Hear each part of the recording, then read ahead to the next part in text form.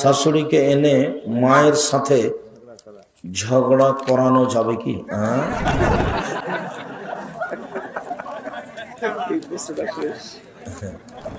তোমার এইটা কথা তোমার জানানোর কি প্রয়োজন? এটা তো নোংরা কথা না, ওভাবে হাসতে হবে না।